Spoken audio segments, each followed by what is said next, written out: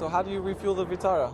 First, we need to reach out and open the driver's side door completely. And then once inside, we have to locate and firmly pull the small release lever that opens the fuel filler flap on the exterior of the car.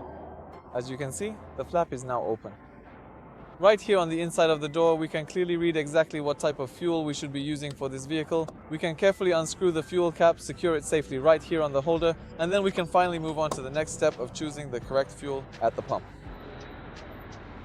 So after looking at all the options for my specific situation, I've decided to choose the E1095 model. Carefully insert the nozzle and proceed to fill up the tank with exactly as much fuel as you might require.